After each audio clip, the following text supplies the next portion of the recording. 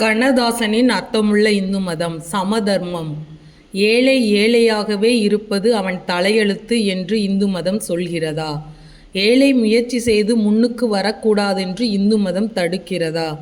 பணக்காரன் தேவைக்கு மேல் சொத்து வைத்திருப்பதை இந்து மதம் அனுமதிக்கிறதா? இல்லை, தர்மம் சரியாக விநியோகிக்கப்பட வேண்டும் என்பதே இந்து மதத்தின் சாரம். கடந்த நூற்றாண்டுகளில் பணக்காரர்களாக இருந்தவர்கள் தங்கள் சுயநலத்துக்காக ஏழ்மையை தலைவிதி என்றார்கள். ஏழைக்கு இறைவன் கொடுத்த அளவு மற்றவர்களோடு சம அளவுதான். ஆனால் ஏழையின் அளவை பணக்காரர்கள் பங்கிட்டு கொண்டார்கள். ஏழ்மை என்பது நிரந்தரமாக இருக்குமானால் அது இறைவன் விதித்த விதியாக இருக்கலாம். எப்போது ஏழையும் பணக்காரனாக வாய்ப்பு இருக்கிறதோ அப்போது அந்த வாய்ப்புகள் தடுக்கப்பட்டவனதான் ஏழையாக இருக்கின்றான் என்று அர்த்தம். பேராசைக்காரர்கள் மோட்சத்துக்கு போவதில்லை என்று இந்து மதம் கூறுகிறது. ஒருவனது அறிவை இறைவன் நிர்ணயிக்கலாம், ஆனால் பொருளை அவன் நிர்ணயிப்பதில்லை. ஏழ்மை என்பது இறைவனால் நிர்ணயிக்கப்பட்டது அல்ல என்று இந்து மதம் அறுதியிட்டு கூறுகிறது. அந்த கால உபன்யாசகர்கள் இது பற்றி என்ன சொன்னார்களோ எனக்கு தெரியாது. ஆனால் இந்த காலத்தில் இந்து மத தத்துவங்களை லௌகீக வாழ்க்கைக்கு உகந்த வகையில் விமர்சிக்கும் காஞ்சி ஆச்சாரிய சுவாமிகளே அதனை தெளிவுபடுத்தி இருக்கிறார்கள். தெளிவான சமதர்மமே இந்து மதத்தின் நோக்கம் என்பதை அவர்கள் தெளிவுபடுத்தி இருக்கிறார்கள். பொருளாதார சமதர்மத்தையே அவர்கள் குறிப்பிடுகிறார்கள். அவர்களது கருத்தை அவர்களது வார்த்தைகளிலேயே அப்படியே தருகிறேன். இது யாரோ ஒரு துறவியின் பேச்சு என்று அப்போது படிக்காமல் இருந்தவர்கள் இப்போது படியுங்கள். அவர்கள் சொல்கிறார்கள், சாயா தோயம் வசனம் அசனம். சாயா என்றால் நிழல், தோயம் என்பது ஜலம், வசனம் என்பது உடுத்தி கொள்கிற வஸ்திரம், அசனம் என்றால் ஆகாரம். மனுஷர்களுடைய மானம் உயிர் இரண்டையும் காப்பாற்றிக் கொள்ள இந்த நான்கும் மிகவும் அவசியமானவை. நிழல் கொடுப்பது இந்த பூமிதான். பூமியில் இருந்த மண், கல், சுண்ணாம்பு எல்லாவற்றையும் பெற்றுக்கொண்டு வீடு கட்டி கொள்கிறோம். பூமியிலிருந்து ஜலம் வருகிறது. ஆகாரம் பூமியிலிருந்து தான் கிடைக்கிறது. வஸ்திரமும் பூமியிலிருந்து வரும்படியான பருத்தியினால் தான் கிடைக்கிறது. முடிந்த முடிவில் நாம் பூமியில்தான் மறைந்து போகிறோம். நமக்கு தேவையானவற்றையெல்லாம் பூமிதான் கொடுக்கிறது என்றாலும் பூமியில் இருந்து கிடைக்கும்படியான பொருட்களில் நமக்கு மிகவும் குறைச்சலாக எவ்வளவு வேண்டுமோ அவ்வளவுதான் உபயோகப்படுத்தி கொள்ள வேண்டும். மானத்தை காப்பாற்றிக் கொள்ள ஆடை கட்டி கொள்ள வேண்டும். நமக்கு ஒரு வருஷத்திற்கு குறைந்தது எவ்வளவு ஆடை வேண்டுமோ அவ்வளவுதான் உபயோகப்படுத்தி கொள்ள வேண்டும். இந்த விஷயத்தில் தான் நாம் கவனம் செலுத்துவதில்லை. ஆடை எதற்கு? மானத்தை காத்து கொள்வதற்காக. அதற்கு நல்ல கெட்டி துணியாக பருத்தி ஆடையாக இருந்தால் போதும். பகட்டாக இருக்க வேண்டும் என்பதற்காக மிக விலை உயர்ந்த ஆடைகளை அணிந்து கொண்டால், பட்டு துணிகளை அணிந்து கொண்டால் மற்றவர்கள் கௌரவமாக நினைப்பார்கள் என்று தப்பாக எண்ணிக்கொண்டு அவ்வாறு செய்கிறோம். அதனால் மானத்தையும் மறைப்பதாக நினைக்க முடியாது. பாருடா எவ்வளவு இருமாப்பு என்றுதான் பார்க்கிறவர்களுக்கு தோன்றும். இந்த விஷயத்தில் குடும்பம் செலவழிக்கிற பணத்தை கணக்கெடுத்தால் அந்த குடும்பத்தில் உள்ளவர்களுக்கு மானத்தை காத்துக்கொள்ள தேவைப்படும் துணி போக பாக்கியை வைத்துக்கொண்டு 5 குடும்பங்களுக்கு வேண்டிய துணியை கூட சப்ளை பண்ணலாம். இரண்டாவது பட்டுப்புடவை என்று வாங்குகிறார்களே தவிர அதனால் பாவம் நிறைய வருகிறது. பட்டுப்புடவை, பட்டு வேஷ்டி இவற்றால் எத்தனை ஜீவன்களுக்கு இம்சை ஏற்படுகிறது. செலவு அதில் அபாரமாக ஆகிறது. அகிம்சை அகிம்சை என்று சொல்லிக்கொண்டு மாமிசமே சாப்பிடுவது இல்லை என்று நாம் சொல்லிக்கொள்கிறோம். ஆனால் கொஞ்சம் யோசித்து பார்த்தால் நமக்கு இந்த பட்டுப்புடவை, பட்டு வேஷ்டி இவற்றினால் வருகிற பாவம் மாமிசம் சாப்பிடுவர்கள் கூட வராது.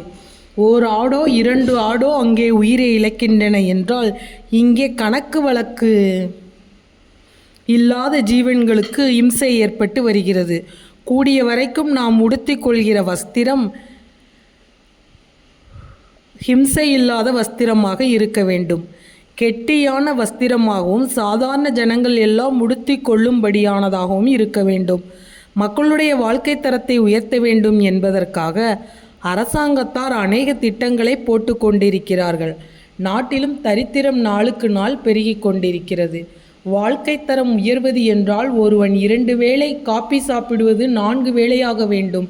2 வேஷ்டி வைத்து கொண்டிருப்பவன் 20 வேஷ்டி வைத்து கொள்ள வேண்டும் என்கின்ற அபிப்பிராயம் வளர்ந்தால் அது பெரிய தப்பு. வாழ்க்கை தரம் உயர்வது என்று சொல்லிக்கொண்டு வாழ்க்கை தேவைகள் நாளுக்கு நாள் மனுஷர்களுக்கு அதிகமாகிக் கொண்டே போனால் நாட்டில் தரித்திரம்தான் மிஞ்சும். மனுஷர்களுக்கு மானம் உயிர் இரண்டையும் காப்பாற்றிக் கொள்ள மிக மிக அத்தியாவசியமானவை எவையோ அவை நாட்டில் உள்ள அத்தனை ஜனங்களுக்கும் கிடைக்க வேண்டும்.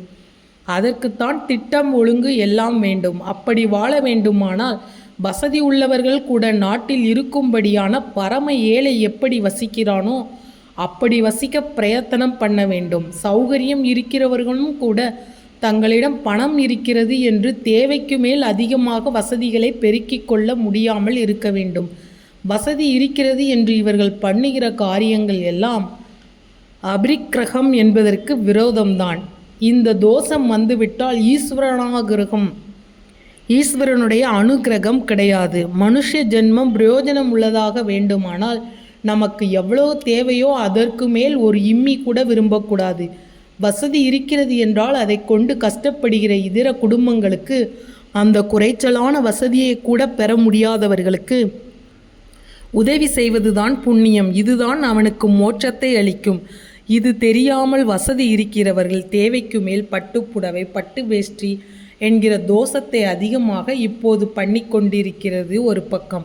அந்த சமயம் இவர்களை பார்த்து வசதி இல்லாதவர்களும் கூட கடன் வாங்கியாவது அவற்றை வாங்க வேண்டும் என்று கடனாளியாகி அநேக உபத்திரவங்களுக்கு உள்ளாகி வருகிறார்கள். பட்டுப்புடவையைப் போலத்தான் வைர ஆபரணங்களில் உள்ள ஆசை. இதில் போடுகிற பணம் மீன் கணையாம் கனக சம்பந்தாம் என்று பெண்ணை கொடுக்கும்போது ஸ்வர்ணம் கொடுப்பது என்கின்ற வழக்கம் இருந்திருக்கிறது. தங்கத்தில் போடுகிற பணமாவது பிரயோஜனப்படுகிறது, வைரத்தில் பிரயோஜனமில்லை, உபத்திரவம் இருக்கிறது. 50 வருஷங்களுக்கு முன்னால் எல்லாம் யாரும் காப்பி சாப்பிட்டதில்லை, குடிசையில் தான் இருந்தார்கள். காதில் பனை ஓலை தான் போட்டு கொண்டிருந்தார்கள். கேழ்வரகு கூழோ கஞ்சியோ தான் சாப்பிட்டார்கள். ஏழைகளோ பணக்காரர்களோ எல்லோரும் ஒரே மாதிரியாகத்தான் இருந்தார்கள். நாம் பட்டு துணி உடுப்பதில்லை, காப்பி குடிப்பது இல்லை என்று சங்கல்பம் செய்து கொண்டு விட்டால் இப்போது ஒரு குடும்பத்துக்கு செலவாகிறதை கொண்டு 5 குடும்பங்கள் வாழ முடியும். தேவையை எவ்வளவுக்கு எவ்வளவு அதிகப்படுத்தி கொள்கிறோமோ அவ்வளவுக்கு அவ்வளவு சாந்தி ஏற்படாது, சௌக்கியம் ஏற்படாது. தரித்திரம் துக்கம் எல்லாம் தான் உண்டாகும். பட்டுப்புடவையில் காசு போடவில்லை என்றால், காப்பி கொட்டையில் காசு போடவில்லை என்றால் எல்லா குடும்பங்களும் முன்னுக்கு வந்துவிடும். குடும்ப சௌகரியத்திற்காக மட்டும் சொல்லவில்லை. பட்டுப்புடவையினால் வருகின்ற பாவங்கள் நமக்கு இல்லை என்றால் மோட்சத்திற்கு சிரமங்களே இல்லாமல் போகும். அஷ்டாங்க யோகத்தின் முதல் அங்கமே அகிம்சை, அபிரிக்கிரகம் இவை எல்லாம் தான். ஒரு பிராணிக்கு கூட நம்மால் இம்சை உண்டாக்கக்கூடாது. நம்முடைய தேவைக்கு மேல் ஒரு துரும்பை கூட வசதி இருக்கிறது, பணம் இருக்கிறது என்பதற்காக வாங்கி கொள்ளக்கூடாது. பணம் இருக்கிறது என்றால் இன்னும் சில குடும்பங்களுக்கு உதவி செய்யலாம். இப்படி செய்வதற்கு பிரயத்தனமாவது செய்தால்தான் சீக்கிரத்தில் பிரம்ம சாட்சாகரத்தை பெற முடியும். அஷ்டாங்க யோகத்தின் முதல் படியே இதுதான். முதல் படியை மிதிக்காமல் மேல் படிக்கு போக முடியாது என்பதற்காக இதை சொன்னேன்.